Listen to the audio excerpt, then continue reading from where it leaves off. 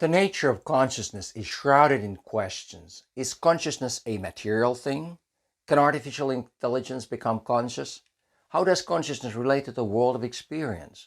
Why do we have personal, first-person experiences? This lecture, based on my book, offers a holistic perspective on consciousness. The proposed view is not that different, for example, from that of Thomas Reid, a Scottish philosopher of the Enlightenment, who maintained that the content of consciousness is reality itself. Basically, we are conscious of the world to live and thrive in it. The pragmatic American philosopher and psychologist William James also argued that consciousness serves the purpose of knowing, and knowing is the structuring of reality in terms of its elemental substance. The Portuguese-American neuroscientist Antonio Damasio regards awareness essentially as an effective mechanism that make things happen. The more conscious we are of ourselves and our environment, the more aptly we act. Thinking has selection value. Isn't that what evolution by natural selection is all about? The thermodynamic theory explains consciousness in the same way as other things. Consciousness becomes more comprehensible to us by realizing that its most prominent features, the sense of experience and subjectivity, are on display everywhere. It is eye-opening to shift our focus in this manner from the mechanical complexity of the brain to the elemental simplicity of thinking.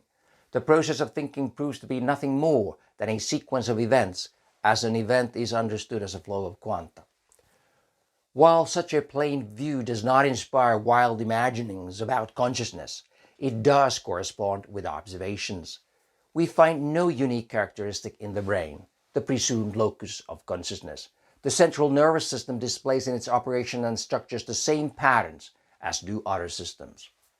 Skewed distributions, S-curves, power laws, as well as oscillations and chaos manifest themselves also in collective consciousness. For instance, in the coordination of actions, in communities' norms and values, and in the herd-like behavior and civil unrest that are fomented in crisis. The grand regularity also exhibits itself in social media, such as in the distribution of phone calls, text messages, and emails.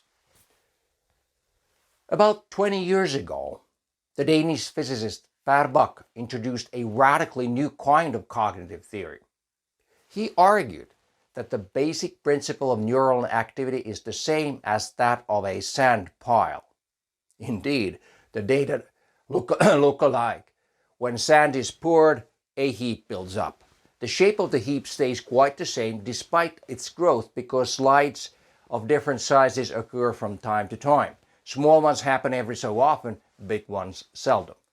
The magnitudes of signals in neural network are also distributed in a power law manner. Small responses are frequent, large ones infrequent. Bach called this dynamic balance self-organized criticality. He noticed that it was impossible to predict whether the addition of one grain would cause a slide, and if so, how big. Nevertheless, the chain of events is not random, but regular. At first, many laughed at Bach's universal vision. Later, getting acquainted with the evidence, many were struck dumb. The self-organized criticality model describes events as unpredictable, occasionally even chaotic, yet conforming closely to the power laws. This grand regularity, as we now appreciate, arises from the least time evolution toward balance. Since the data prove once again to follow the same pattern, consciousness should be understood like other things.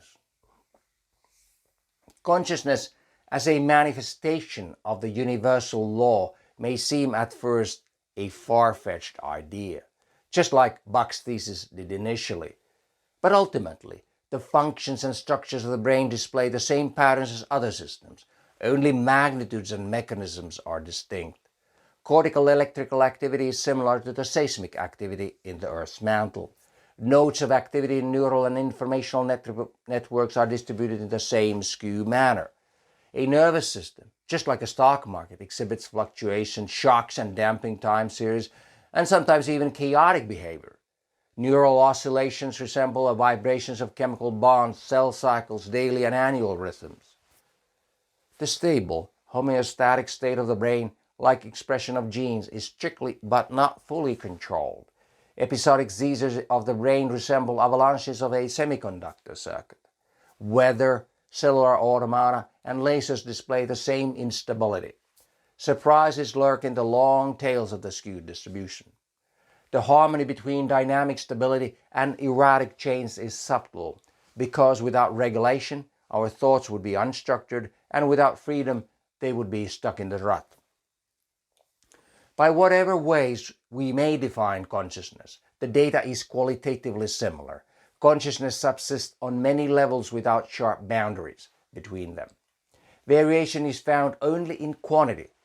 That is evident to anyone who has observed animals. The neural system of a nematode comprises 302 cells, whereas the human brain houses roughly 100 billion neurons. The basic principle is, nevertheless, the same. The world, even the whole universe, could be regarded as conscious, as the same patterns present themselves in the food chains of ecosystems, in the business networks, and in cosmic structures. As seen from this perspective, consciousness is a characteristic of substance. The philosophers Gottfried Leibniz and Baruch Spinoza arrived at this self-same and logical conclusion that they called panpsychism. There is nothing unexplainable in consciousness, since there is nothing unique in it. The grand regularity suggests to us that consciousness evolved as all other mechanisms did. It too is an adaptation to the circumstances, a response to forces. Accordingly, consciousness accumulates from life experiences. It's not a blank slate at birth either, as ingredients have also been inherited from the parents, and who knows, maybe all the way from the primordial ancestors. Cognitive inheritance is no different from material inheritance. Like our metabolism, consciousness is conservative by nature, as the present is constructed in the least time from the materials of the past. We cannot just digest any matter, and we just cannot accept any theory. We're not free of our prior thoughts, even if we would like to think differently. Comprehending is demanding, but changing one's view is even more demanding. It takes energy and it takes time, literally quanta. As long as consciousness has a physical embodiment, whether the central nervous system with its function, a social network with its activities, or information network with its processes, the thermodynamic theory leaves no room for unknowns because it accounts for reality with the precision of a single quantum. On the other hand, if consciousness were without any substance, then its consequences would emerge out of thin air. That would be unexplainable. Ever since René Descartes and John Locke, philosophers have contemplated of how to define consciousness. However, the definition demarcates and disconnects the subject from its surroundings. That causes problems.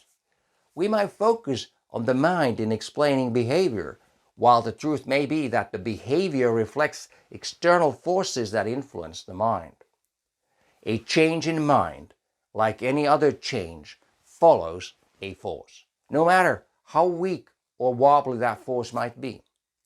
We may not even be aware of every insignificant influence, and at times not even the most compelling argument can change our mind. Then again, an observant individual or a sensitive community shifts its conduct swiftly, yet most discreetly in the usual manner. Consciousness builds up with integration and peaks at the top of a hierarchy. Up there are found the most potent agents, the regime in the case of a society, and the brain in the case of an individual. Effective communication strengthens unity. As an infant grows up, nerve cells connect more and more strongly to one another and circuits integrate with one another. As a society develops, agents link more tightly to each other in the quest for more effective use of resources, that is, free energy. Sometimes the course of events is so rapid that the system cannot pass information to the top of the hierarchy before a local response is necessary. For instance, one becomes aware of reflexive rescue only after the incident. This might suggest that the self does not exist as such. Instead, it is like a culture, a dynamic state of beings within beings. Many organs of society too respond to incidents autonomously and report about them later. For instance, the fire department rushes to the site of fire and only afterwards broadcasts about the situation. Shared information creates awareness. The more conscious we are, the more comprehensively we act. The very meaning of consciousness becomes apparent as we succeed in relating it to other matters. We're not geared toward truth, but action. Even when we try, it is difficult to bring all the pertinent factors to our highest level of awareness. Similarly, the true state of a nation barely penetrates the social consciousness before finding its interpreter. The voice gains popularity by expressing the suppressed feelings of the many. A system that is broadly and intensely conscious of the full scope of the situation navigates with a skill through the riptides of opposing forces. Consciousness is an advantage for an individual as well as for a community and society. Yet, it also often has an overly tight stranglehold on us. Absent-mindedness is not only a disadvantage, but sometimes even an asset that leads to discovery beyond exploration. Skillful management does not interfere with activities but relies on independent initiatives. The government too tries to boost innovations by easing up on regulations. Although consciousness has no unambiguous definition, we can quantify it, as the measurements themselves define the object. As a result, the mind is measured as substance. For instance, we may characterize awareness by registering neural responses. We may label the gamma waves of the brain electrical activity as necessary, although not the unambiguous sign of consciousness, and record them. We may supplement our list with characteristics with other signals and gauge them. We may proceed to diagnose consciousness as impaired if any one of the presumed hallmarks are not detected, or if an unusual attribute is discovered. Regardless of how long our list of measurables is, the data display the same universal patterns, suggesting that profoundly mind is matter. How does experience follow from sensation?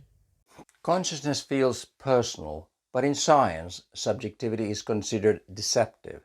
Is it really so? Consciousness also feels experiential, but phenomenology is judged non-scientific. Is it actually?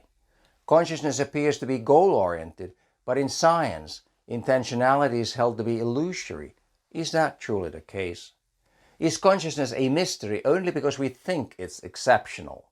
Could it be that we are unable to firmly grasp anything that we cannot relate to something we know?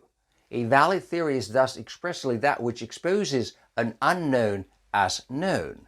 Conversely, if attributes that were previously perceived to be unique prove to be universal, many supposedly well-known facts also deserve to be re-examined. Science swears by objectivity, but each of us has a first-person perspective on the world.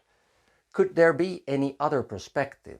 An electron experiences an environment that is different from all other electrons, as there are no two identical loci in the universe.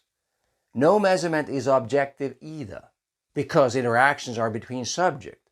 A quantum does not move from one subject to many, but only to one other subject. Consciousness is unmistakably unique, personal, but there is not any one thing that is entirely identical to another. If we argue that two atoms are identical, we have been able to distinguish them somehow from each other. Otherwise, we would only speak about one. The more complex the subject, the more it may adapt to the other subjects. Already, protein molecule assumes different forms as a part of the different molecular moieties. Each of us too tends to take different roles in different situations. An identity accrues from personal experiences. The story of a nation accumulates from collective experiences. A subjective mindset, an epidemic fauna, or our solar systems is a unique result of history. We need comparisons all the more, the less we know. Nonetheless, David Chalmers sees subjective experience as an unfathomable phenomenon. The Australian professor of philosophy of mind asks, how does light striking the retina produce a sensation of intense red? How an unspecific signal gives rise to specific experience is known as the hard problem of consciousness. The issue here is how the physical processes of the brain generate instances of impressive subjective experience, qualia, from a simple signal. The light that strikes the eye triggers various processes in the same way as a catalog from IKEA, Macy's or Marx that lands on the doormat, puts people in motion in different directions. What matters alters. We orient ourselves along the lines of force, relevance, in the evolving landscape of free energy. The meaning of intense red does not only follow from the photon wavelength recorded by the retina, but also from the individual's life experience, an even more distant heritage. Similarly, a flag awakens consciousness of a nation. The colorful piece of cloth symbolizes experiences shared by the people. History explains matters. Along with objectivity, repeatability is a scientific ideal. Well, the truth is that it too will remain an ideal, for we can reconstruct the situation almost, but never exactly. Even if we were to excite a single atom repeatedly with only one photon each time, those quanta of light would have to be taken from the surrounding sources. The circumstances would thereby change.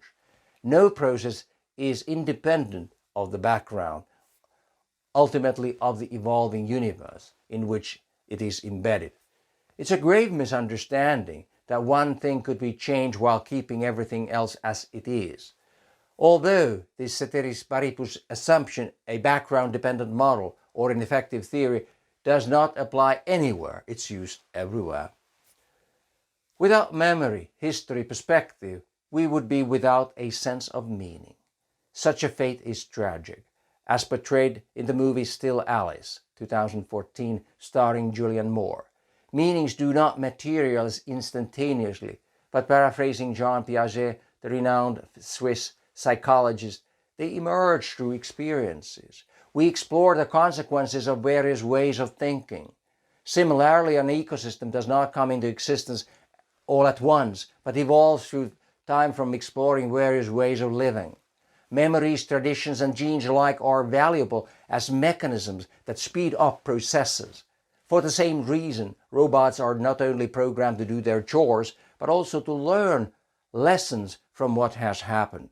We should also take heed of a greater history, not only of our own. We can convey subjective meanings to the extent that we share collective experiences. In the same manner, tissue transplantation and data transfer both call for compatibility between the source and receiver. Peer support and peer review draw from that which is common and dismiss the uncommon. Yet it's good to remember that none of us can fully know what it's like to be another person. Otherwise, we would be the other. At best, we can belong to one another. What is it like to be a bat? Asked Thomas Nagel in the title of his famous essay. We humans have at least so much in common with the bat that we dare to ponder whether it experiences its own existence. We hardly consider an electron consciousness, do we? Nonetheless, Gell-Mann, who discovered quarks, pointed out that by assuming particles to be intentional, as if conscious, it is easy to understand the physics of particles. Intentionality is not only a characteristic of consciousness, but all systems gravitate toward balance. We had better be aware of the principles that govern our thinking if we are to govern our thinking. According to thermodynamic theory, we prefer favoring opinions and reject opposing points, because our thinking aims at balance in the least time.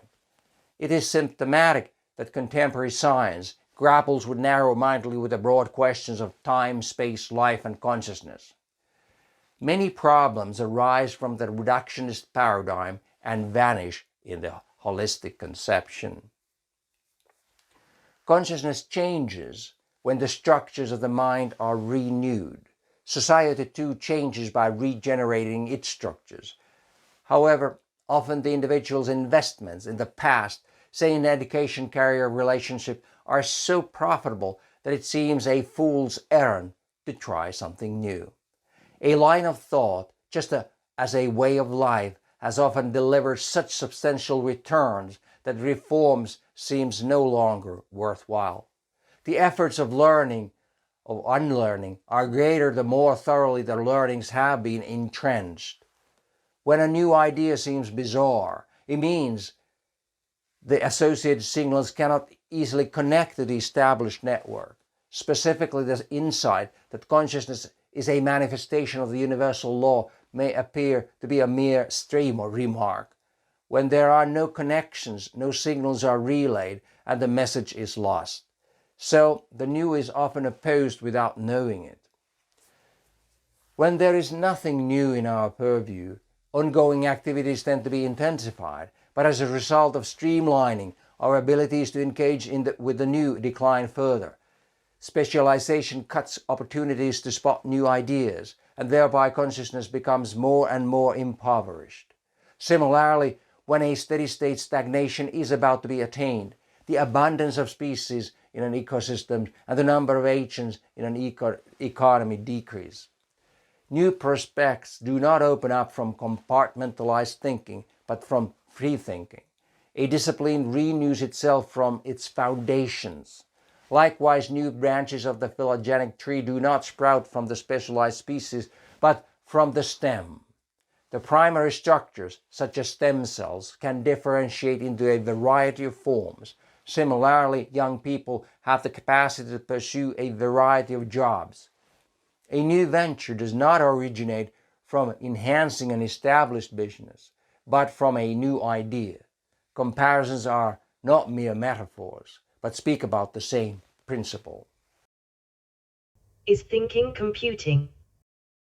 Neuronal signaling and the architecture of the brain bear all the hallmarks of the grand regularity. The size of events and inter-event intervals, for instance, are distributed in a parallel manner, just as traffic disperses in urban areas. The intensely wrinkled and folded cortex implies that our peak cognitive activities cover large areas, just as the species at the top of the food chain claim the largest territories. An eagle has its means to benefit from its vast territory, and also needs its big habitat to maintain its way of life. Similarly, our cognitive functions endow us with the means to prosper, and we need those means to support our effective thinking. The eagle is not that often at its nest, more likely soaring somewhere over its territory. A noteworthy thought is neither associated with the one thing nor found at any specific locus of the brain, but is widely distributed in the cortex. Impulses dash from the sensory organs along the nerve fibers in the central nervous system. Upon arrival at the primary cortex, they somewhat unpredictably spread to other cortical areas. For these trains of thought, as they progress, consume their driving forces, the motives behind thought, that is to say. The fact that we do not know precisely how thinking proceeds does not ultimately follow from the complexity of the brain, but from the fact that thinking, like any other natural process, is intrinsically intractable, as everything depends on everything else. The brain itself could not possibly know in advance how to think in one situation or another. This experience must be familiar to everyone. The brain's electrical impulses, like other flows of quanta, seek various ways to attain balance as quickly as possible. A signal chooses its course as naturally as a river finds its route. Past events have an impact on ongoing ones, which in turn affect the future events. Sometimes a jarring experience diverts the course so strongly, just as a flood peak discharge may open up a new path for a stream. The capricious character of thinking is thus neither about the randomness nor about the ambiguity claimed by the uncertainty principle of quantum mechanics. It is about the same unpredictability and chaos that is present everywhere. So we know exactly why we cannot know things exactly. On the one hand, we can program predefined automata to execute a given formula, but such an agent cannot cope with a new situation on their own. On the other hand, we might devise autonomous agents They change the world just as we do, surprisingly and threateningly. In this regard, artificial intelligence, just like natural intelligence, is a manifestation of natural law. Instead of getting frightened about artificial intelligence, we should expect it to contribute to numerous processes by complementing our capabilities rather than narrowing our opportunities. Earlier biological inventions became integrated into the biosphere and later technological innovations into the world economy. The contrast between the artificial and natural is becoming arbitrary as machines, one after another, pass the Turing test. A synthetic agent cannot be distinguished from a human. That does not point toward an inhumane dystopia, but should make us ponder the essence of humanity, cooperation, and solidarity. Nonetheless, it's worth contemplating of our lives eventually beneath the yoke of an artificial intelligence, especially as we struggle to comprehend what intelligence is all about. People worry that computers will get too smart and take over the world, but the real problem is that they are too stupid and they've already taken over the world, jibbed Professor Pedro Dominguez, an expert on machine learning. We are hardly any better than algorithms if we only correlate things with one another without any clue of causality. Since correlation and curve fitting explain nothing, contemporary science cannot answer the why questions, says Julia Pearl, a computer scientist and a philosopher. If the machine does not have an accurate picture of reality, it cannot behave most sensibly. Resources are wasted in establishing correlations rather than invested in sorting out causation. Likewise, if our worldview does not correspond to reality, we dissipate free energy in intensifying meaningless actions instead of focusing on enhancing living conditions. What is information? As we live in an information society, the definition of information too is only a few taps away. It comes from Claude Shannon's publications of 1948. At that time, Shannon was working at Bell Labs. He was theoretically interested in the practical problem of how to put through as many calls as possible along the few lines available at that time. Shannon did not care about what people were saying on the phone, only about how to make sure that the gossip spreads with fidelity. That is why Shannon defined information apart from meaning, so that a message that cannot be written any shorter holds the maximal information. Isn't it strange that this definition, this downright absurdity, became the cornerstone of information theory? Isn't the meaning of a message its essence? Textbook knowledge is not meant to be copied, but considered, even reconsidered. So, what is the significance of, for example, a sugar molecule that a bacterium happens to take up? That message at least has a metabolic value, energy. Sugar can also be a signal that even more free energy might be available in the neighborhood. Information is a vital commodity because it holds free energy for its recipient, the means of making a living. The information contained in a chemical compound, a kind of a combination of atomic characters, is free energy. There is, through thermodynamics, no principal difference between characters and significance.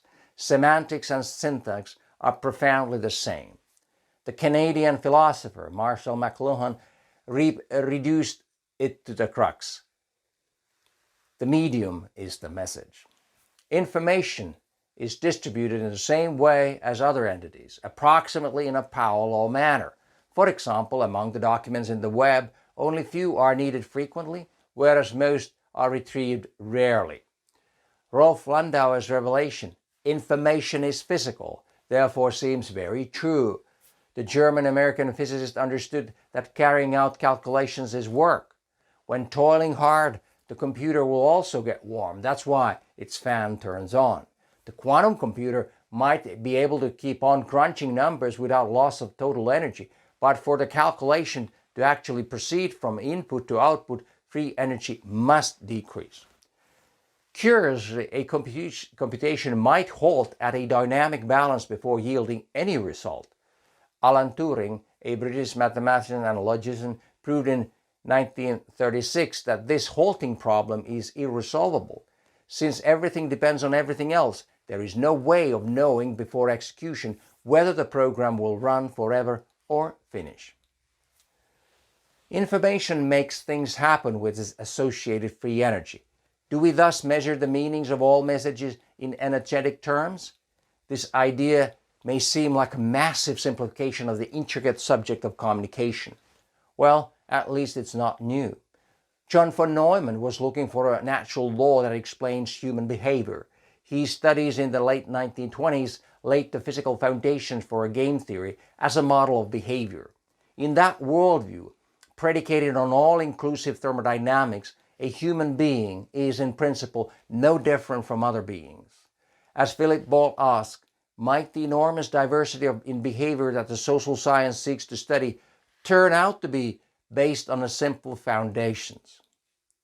Naturalism, originating with Maupertuis, was adopted by biologists and economists via von Neumann's and Oskar Morgenstern's book Theory of Games and Economic Behavior, 1944.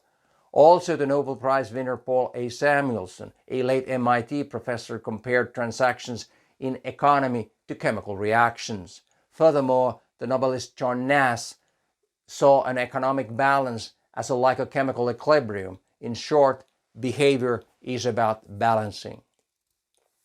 Perhaps it's surprising that at the time of Boltzmann, just over 100 years after Maupertuis, the least time law was no longer properly understood.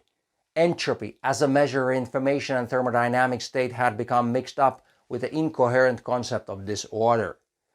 Leibniz's legacy, that things happen because they are probable, had been lost.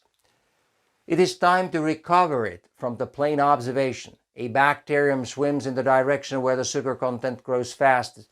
Business looks for the direction in which profit increases fastest. For every increase in entropy, there is a cause, that is to say, a force. We direct ourselves toward that we value, that is, the core of the thermodynamic calculus of social order.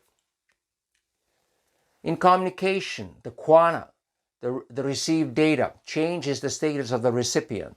But when there are alternatives for the flows of quanta, it is not possible to predict what communication will cause. And there is no shortage of options in the vast neural network of our central nervous system. For the same reason of traffic affecting traffic, the performance of a road network, a telecommunication network, or any other network is ultimately unpredictable. So it is not strange, but natural that often the recipient understands the message, if not entirely wrongly, at least not in exactly the same way that the sender meant. It can be provocatively said that communication is only meaningful when there is a misunderstanding. The recipient can understand the message exactly as the sender does only when there is no difference between the two. In that case, there cannot be anything new in the message for the recipient and nothing will happen. The flow of information, like other courses of events, cannot be calculated. But still, we wish to know the future. In this quest for certainty, physics narrowed Maupertuis' principle to the exactly computable Lagrange equation. Lack of computability is often seen as an obstacle to understanding, but the real obstacle is the lack of understanding of computability. Why do we sleep? We sleep for about 1/3 of our lives. Much is known about sleeping, but the ultimate purpose of sleep remains unknown. However, we can recognize in sleeping the same characteristics as in other processes. When we suffer from insomnia, we behave much the same way as we do under severe stress. We forget things, we make mistakes. When the whole is in tatters, the most effective mechanisms are out of order and hence the fastest flows of energy are blocked. An ecosystem, too, is not what it used to be when fragmented. Society is in trouble when disintegrated. Conversely, the balance is restored when the neural network, food web, or telecommunication network reintegrates by recovering connections. During the day, the neural network moves out of balance as intense activity generates numerous connections in the specialized cortical areas, while long-range links degenerate, causing the whole to lose coherence. During deep sleep, the balance is reclaimed by the brain's low-frequency electrical activity, renewing long connections. These long waves while sleeping through much of the brain solidify the whole. Experiences for long-lasting memories and holistic insight. Mid-frequency activity straightens out mid-range connections. High-frequency dreaming processes prune the short-range connections, eroding our more trifling memories. Through a well-slept night, the balance is approached by repeating and varying the basic theme where slow periods of deep sleep follow one after the other in a waning manner. This pattern is a characteristic of non-determinate processes. The sleep cycle changes the neural network, after which the need for sleep changes, and so on. There is no efficient algorithm for knowing before bedtime how to sleep, because the need for sleep and the sleep itself depend upon one another. Even though the unique sleep-wake cycles cannot be predicted, they still follow the same natural law as other processes. In like manner, ecosystems and exchange rates recover from a devastation through damping oscillations. When conscious reasoning cannot find a way to our goal, it makes sense to extend the search further away from what we can imagine when awake. In particular, long-range connections add diversity and robustness to the network. When unrelated and remote thoughts mingle with one another, exceptional visions of reality open up and prepare us to cope with unanticipated situations. The structure and phases of sleep are also typical of other creative processes. Work communities organize festivities or other seemingly secondary activities that, despite their seemingly unprofitable character, may open up unexpectedly rewarding opportunities. Multidisciplinary and multicultural interactions fulfill the same end. The meaning of art can be understood similarly, in that it frees our imagination for exploration of reality. Without alternatives, there would be no pool from which to choose a course of events, ultimately a way of life. Free will an illusion. Free will threatens the traditional worldview of physics, where the motions of particles are entirely determined in principle. It also makes one question the view of modern physics, where motions are thought to be indeterminate, that is, determined in probabilistic terms. The thing is, these beliefs hold true only in the state of balance, whereas free will exhibits itself in a state of imbalance. Thermodynamics addresses the question of free will in a practical manner. We do not ask whether a person has free will. Instead, we ask what free will is. It is common sense that you have free will as much as you can make things happen. You can direct what will happen with the forces under your command. Your basic metabolism provides enough energy for contemplation, but still you cannot think freely without any bounds because even thinking is constrained by resources and structures. Freedom of expression requires substantially more force, not to mention the freedom to act.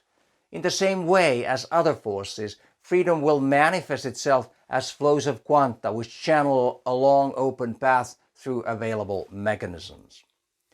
We recognize the concrete nature of free will in violations of rules. When there are no alternatives, the will is in fact not free.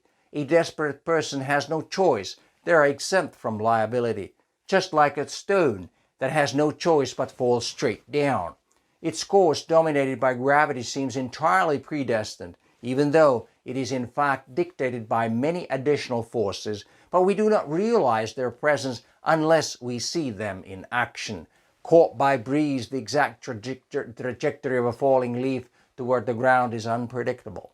The course of life goes likewise. Turns affect turns. This is non-determinism.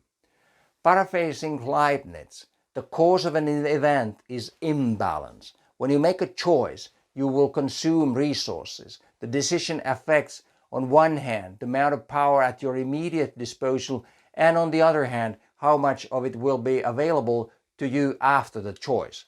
The outcome is not solely dictated by the initial state, but all the states along the path of events.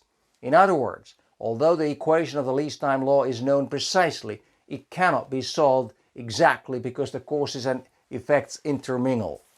No chain of event is predetermined, for even a slight change can invite irresistible forces. Just a single quantum may trigger a nuclear reaction. The questions of free will and consciousness are intertwined. In the 1980s, the neuroscientist Benjamin Libet showed by measuring the electrical activity of the brain that we prepare to do something before we have actually decided to do so. So are our deeds, after all, predetermined? According to thermodynamic theory, the subconsciousness signals preceding the consciousness decision do not imply determinism or indeterminism, but non-determinism. Libet's experiments can be compared to other courses of events. For example, our reflexive reactions tell us that our actions are not all conscious. Advanced systems react autonomously and assemble an integrated response later. The readiness to raise a hand precedes the conscious decisions in the same way as the readiness to draft a law precedes parliamentary decision. It is perhaps impossible to distinguish unambiguously between conscious and unconscious actions because of events preceding events. There is no outcome without some cause, since causes stem from previous consequences. Once again, drawing a line where there's none engenders a non-existent problem. Interpretations of Libet's results and purported implications against free will necessitate a prior perception of what freedom of will is. We cannot have a view on a subject without having a viewpoint, that is to say, a theory. The correspondence between free will and free energy does not undermine the importance of freedom of will. On the contrary, we are fully accountable for our deeds to the extent that we have the power to execute them. After we have exhausted all our options, there is nothing we can do. Only then are we free from the responsibility. While the thermodynamic theory is unable to advise us on how we should behave in a given situation, it emphasizes the value of broadening our perspective. To act wisely, we should gaze far into the future as well as way back in the past, weighing manifold factors in the light of time. The revelation of free will, consciousness, and mind at large could not be other than materialistic, for within the thermodynamic theory it is not possible to comprehend anything in terms other than the quanta and their least time flows. It's hard to grasp anything outside what is known because there are no concepts within the theory for these unknowns. That which light leaves in the shadows is difficult to discern. We need different angles of illumination to see clearly.